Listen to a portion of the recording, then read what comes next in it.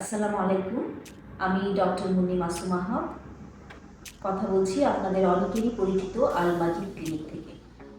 আজ আমরা কথা বলবো রমজান মাসে কিভাবে আমরা সুস্থভাবে রোজা পালন করতে পারি। আমরা অনেকেই জানি রোজার সময় দীর্ঘ সময় না খেয়ে থাকার কারণে অনেকেরই কিছু শারীরিক সমস্যা দেখা দেয়। আজ আমি আপনাদের সাথে কিছু কিভাবে এই সময়টুকুকে সুন্দরভাবে কাজে লাগানো যায় সেই বিষয়ে কিছু পরামর্শ দিব। প্রথমে সবার আগে মনে রাখতে হবে সাহারি বাদ দেওয়া যাবে না, সাহারি খেয়ে রোজা রাখতে হবে, এটি ভীষণ গুরুত্বপূর্ণ।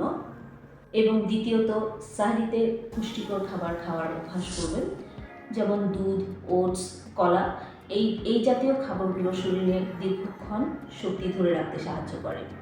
ইফতারে অতিরিক্ত ঝাল বা ভাজা পোড়া কিছু খাবেন না, এগুলো হজমের সমস্যা তৈরি করে। প্রতিদিন পর্যাপ্ত পরিমাণ পানি পান করবেন। সাহরি থেকে ইফতারের সময়টুকুর মাঝে অন্তত 8 গ্লাস পানি পান করবেন।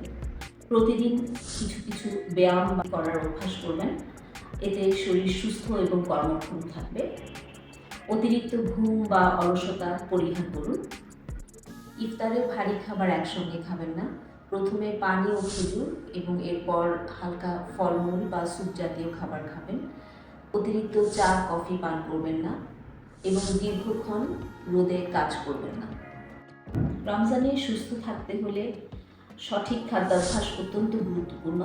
আপনি যদি কোনো রোগে আক্রান্ত হয়ে থাকেন তাহলে অবশ্যই আপনার চিকিৎসকের পরামর্শ অনুযায়ী রোজা রাখার সিদ্ধান্ত নিন।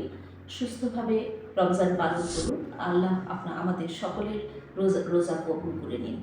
আপনাদের যদি কোনো প্রশ্ন থাকে তাহলে অবশ্যই কমেন্টে জানাতে ভুলবেন না। ভালো থাকুন, সুস্থ থাকুন। সবাইকে রমজানের অনেক শুভেচ্ছা। يا عبادي الذين آمنوا إن أرضي واسعة